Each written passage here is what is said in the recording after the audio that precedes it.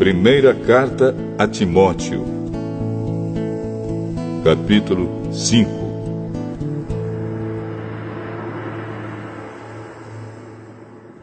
Não repreenda um homem mais velho, mas o aconselhe, como se ele fosse o seu pai.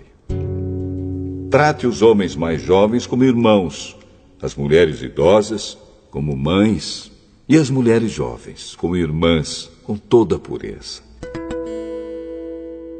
Cuide das viúvas que não tenham ninguém para ajudá-las.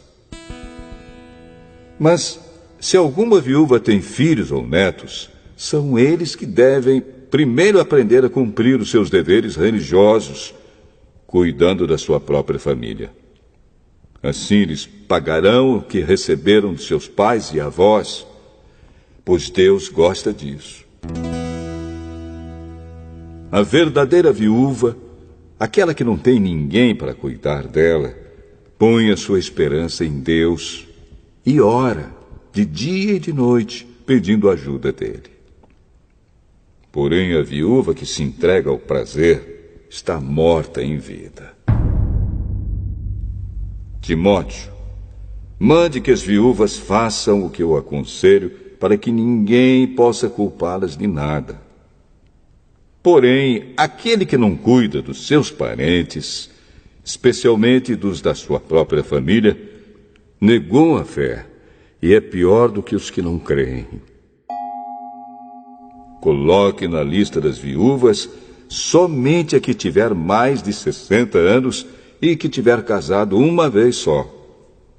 Ela deve ser conhecida como uma mulher que sempre praticou boas ações, criou bem os filhos, hospedou pessoas na sua casa, prestou serviços humildes aos que pertencem ao povo de Deus, ajudou os necessitados, enfim, fez todo tipo de coisas boas.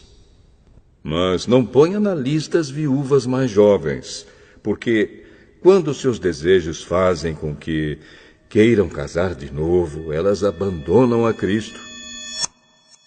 E assim elas se tornam culpadas de quebrar a primeira promessa que fizeram a ele.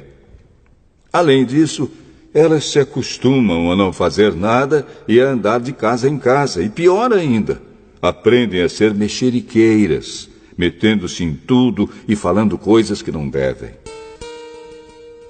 Por isso, eu quero que as viúvas mais novas casem, tenham filhos e cuidem da sua casa, para que os nossos inimigos não tenham motivos para falar mal de nós.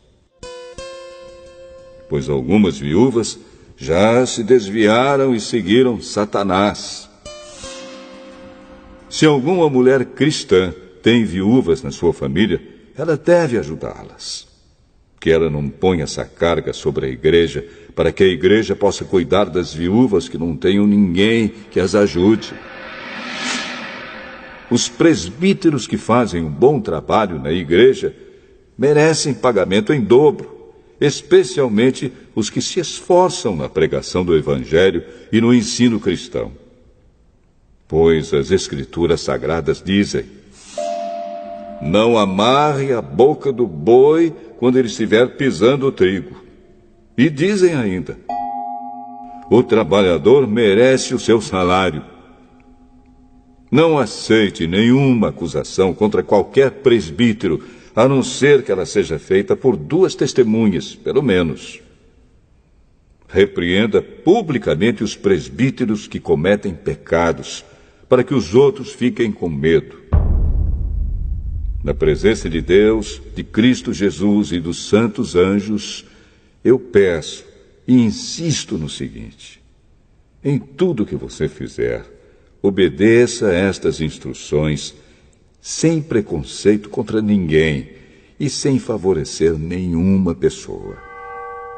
Não tenha pressa de colocar as mãos sobre alguém para dedicá-lo ao serviço do Senhor. Não tome parte dos pecados dos outros. Conserve-se puro. Já que muitas vezes você tem ficado doente do estômago, não beba somente água, mas beba também um pouco de vinho. Os pecados de algumas pessoas podem ser vistos claramente antes mesmo delas serem julgadas. Mas os pecados de outras pessoas só são vistos depois.